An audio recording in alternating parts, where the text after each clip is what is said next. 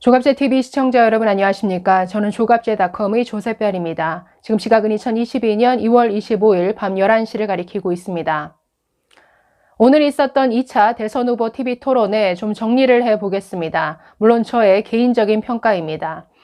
오늘 토론회는 초반에 정치 개혁 분야 그리고 외교안보 분야의 토론은 좀 지리했던 것 같습니다. 그러나 뒤로 갈수록 정치 분야 이 주도권 토론이 이어지면서 좀 공방이 치열하게 벌어졌는데 오늘 전반적인 총평을 해보자면 윤석열 후보의 팩트에 기반한 비판과 지적이 아주 인상적이었다. 반면에 정말 이재명의 뻔뻔한 거짓말에 다시 한번 혀를 내두른 이런 시간이었다. 이렇게 평가하고 싶습니다. 좀 크게 한 4가지로 정리해 볼 수 있겠는데요. 자, 첫 번째는 윤석열 후보의 마무리 발언이 아주 인상적이었습니다. 자, 오늘은 좀 시간이 남아서 각 후보에게 2분 30초 동안의 마무리 발언이 주어졌습니다. 윤석열 후보가 가장 마지막으로 마무리 발언을 했는데 이 내용이 아주 좋습니다. 그래서 잠시 후에 그 내용 소개해 드리도록 하겠습니다. 두 번째는 윤석열 후보의 팩트 폭격이 아주 인상적이었습니다. 그동안 이재명 후보의 특히 대장동과 관련한 거짓말에 대해서 오늘 하나하나 팩트에 기반해서 조목조목 비판하고 따졌습니다. 자, 특히 오늘 윤석열 후보의 이 발언은 아주 하이라이트였다라고 꼽을 수 있겠는데, 자, 이렇게 말했습니다. 이재명 후보가 대장동 게이트의 몸통은 윤석열이다. 이렇게 주장하고 있죠. 자, 이에 대해서 이렇게 조롱하듯이 말합니다. 아니, 이재명 후보께서는 제가 몸통이라고 하시는데 제가 성남시장을 했습니까? 경기지사를 했습니까? 아니면 법인카드로 제가 초밥을 사 먹었습니까? 어디 엉뚱한 데다가 이건 마치 이완용이 안중근에게 나라 팔아먹은 사람이다 라고 얘기하는 것과 똑같은 거지. 아니 어떻게 제가 몸통이 될 수 있습니까? 자, 이렇게 반박했습니다. 자, 이에 대해서 이재명 후보 제대로 답변을 못하고 좀 피하는 모습이었는데 정말 이 발언은 아주 정말 코미디 같았고 정말 오늘 토론회의 하이라이트와 같은 이런 부분이었던 것 같습니다. 자, 세 번째는 참 이재명 후보의 거짓말에 대해서 저는 오늘도 혀를 내두르게 되었는데 아니 국민 모두가 지켜보는 토론회 아닙니까? 자, 그런데 이분이 대장동 게이트와 관련해서 또 녹취록과 관련해서 윤석열 후보를 공격하면서 한 얘기 이건 처음부터 끝까지 90% 이상이 거짓말로 이루어져 있었습니다. 그래서 어떻게 이런 토론회에서조차 저렇게 태연하게 거짓말을 할 수가 있는가? 오늘 다시 한 번 더 소름 끼치는 이런 경험을 했는데 어떤 거짓말이 나왔는지 한번 정리해 보도록 하겠습니다. 자, 마지막으로 네 번째는 자, 이재명 후보가 정치개혁 분야를 얘기할 때 자, 대선도 결선 투표제를 도입해야 된다.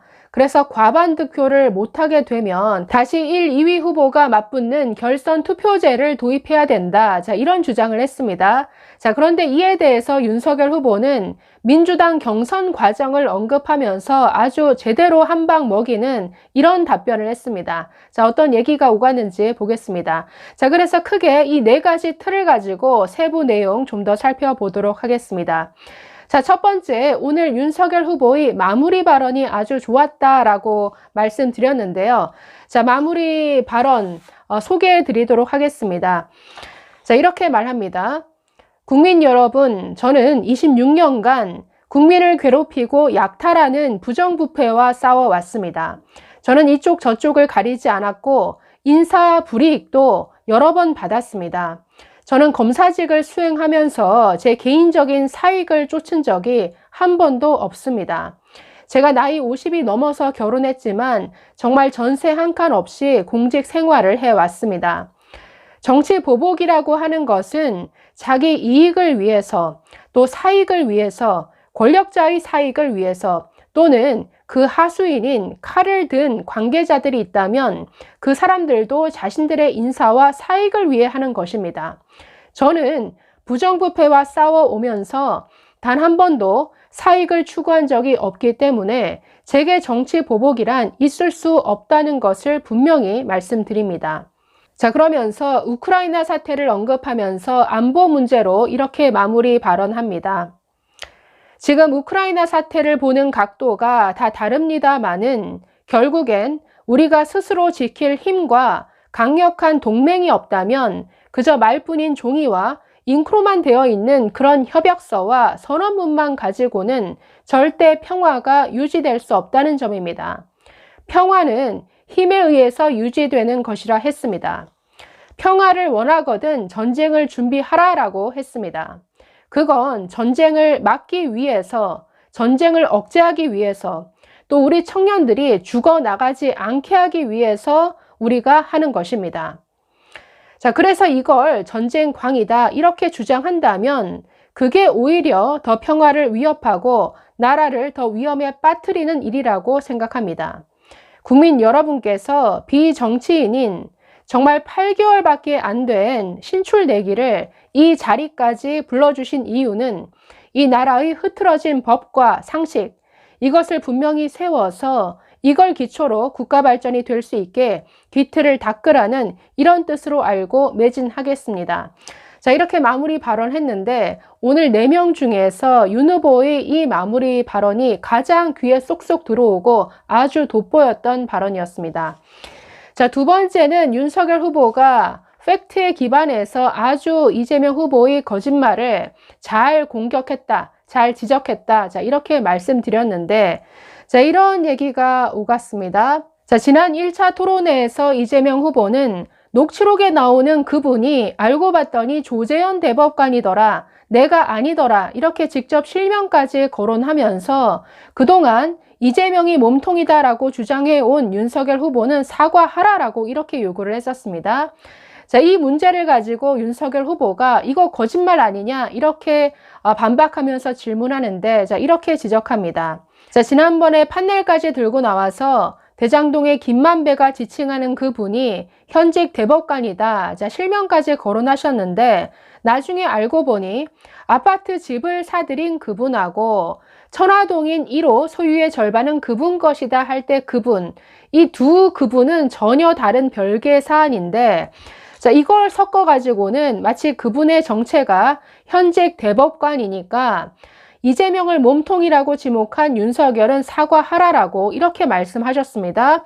그러나 어제 조재현 대법관의 기자회견에 의해서 이 내용은 완전히 사실과 다른 것으로 드러났습니다. 그리고 그날도 판넬에 적혀 있는 녹취록 그 뒷부분에 보면 김만배가 이재명 게이트를 언급하는 이 부분이 나온다라고 말했더니 그날 이재명 후보께서는 사실과 다르면 후보 사퇴까지 하시라. 자, 이렇게 말했는데 역시 이거는 또 다 사실로 드러났습니다. 자, 이 두 가지를 지적합니다. 자, 이재명 후보가 지난 토론회에서 얘기한 부분이 다 사실과 전혀 다른 거짓말이었다라는 게 드러났죠.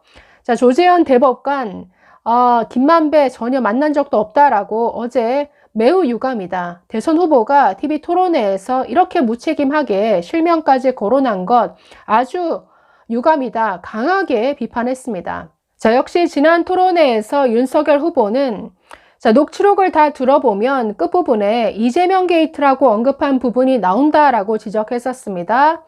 자, 당시 이재명 후보는 아주 발끈해서 이렇게 반박했죠. 사실이 아니다. 사실이 아닌 걸로 밝혀지면 윤석열 후보 사퇴하십시오. 아주 길길이 뛰듯이 반박했는데, 자, 이재명 게이트라는 그 언급이 녹취록에 다 나오는 것으로 다 공개가 됐습니다. 여러 번 나옵니다. 이재명 게이트라고 언급한 부분이. 자, 그래서 본인이 사실이 아니면 후보 사퇴까지 하라. 이렇게 큰 소리 쳤으면 그게 사실로 드러나면 사과하는 게 도리죠. 뭐 전혀 사과는 안 하고 그냥 넘어갔습니다. 자, 어쨌든 이재명 후보의 이런 거짓말에 대해서 오늘 잘 지적을 했고, 또 오늘 추가로 녹취록 발견된 부분을 가지고도 자, 윤석열 후보 아주 팩트를 가지고 그동안 왜 이렇게 거짓말 해온 것이냐 이렇게 지적을 했는데, 자, 이렇게 언급했습니다. 자, 녹취록이 새롭게 발견됐는데 2014년 6월 29일 이재명 후보가 성남시장에 재선된 날의 대화 내용입니다. 자, 여기 보면 김만배, 유동규뿐만 아니라 정진상, 김용 이 4명이 함께 도원결의 의형제를 맺습니다. 자, 그리고 정진상, 김용에게 이 김만배가 대장동 건에 대해서 잘 처리해달라고 부탁을 했고, 정진상은 신속하게 저희가 추진해서 마무리 짓겠습니다. 자, 이런 얘기가 이 녹취록에 나온다. 자, 그동안 김만배, 유동규와는 가까운 사이가 아니다라고 부인해왔고, 측근 정도가 되려면 정진상, 김용 정도는 돼야지라고 얘기를 했는데, 자, 이 네 명이 다 서로 이렇게 대화를 나눈 게 다 확인이 됐다라는 것이죠.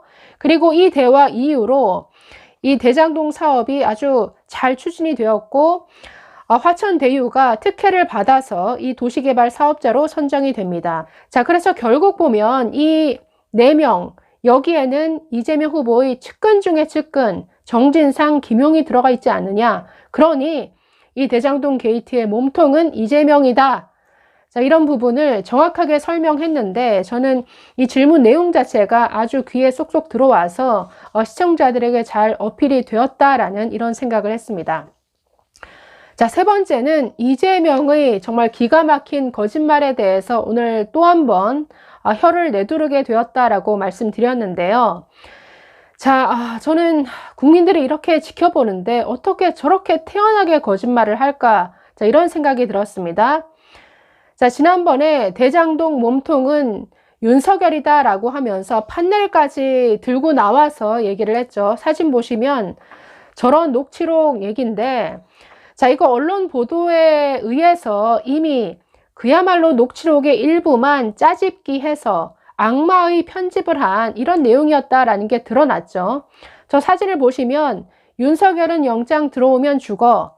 윤석열은 원래 죄가 많은 사람이긴 해. 자, 이 내용의 전후 전체를 들어보면 결국 뭐 윤석열에 대해서 나눈 대화 내용이 아니죠. 양승태 대법원장 얘기를 하면서 이 윤석열 후보가 이 대법원장까지 구속시켰기 때문에 완전히 이 사법부에서 찍힌 사람이다. 그래서 영장 들고 들어오면 윤석열은 죽는다. 이런 내용이었습니다. 자, 이게 언론 보도에 의해서 악마의 편집이라는 게 다 드러났음에도 불구하고 또다시 이걸 언급하면서 아니다. 녹취록 보면 이 대장동 몸통은 윤석열이다. 이런 주장을 또 되풀이합니다. 이건 정말 뻔뻔해도 너무나 뻔뻔한 것이죠. 자, 그러면서 윤석열이 녹취록에 많이 등장한다라고 하면서 희한한 논리로 윤석열이 대장동의 몸통이라고 주장합니다.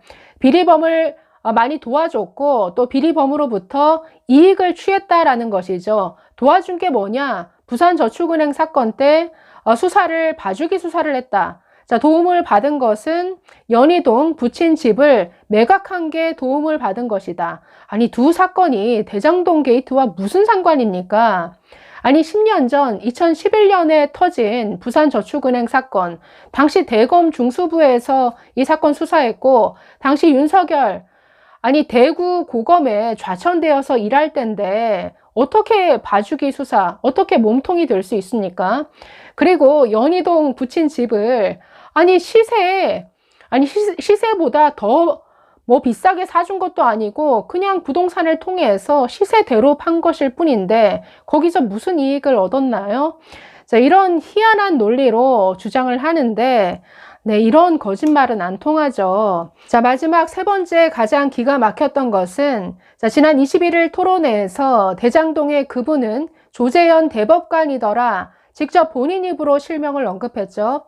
그래놓고 오늘 토론회에서는 대법관 실명을 언급한 것은 내가 아니라 원희룡 전 제주지사다. 자, 이렇게 얘기를 합니다.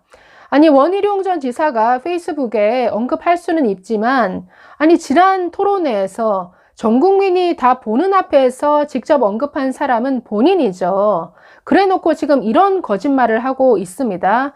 정말 얼굴색 하나 안 변하고 이런 거짓말을 하는데 보는 내내 정말 저 사람은 거짓말이 본성이구나 이런 생각을 다시 한번 했습니다.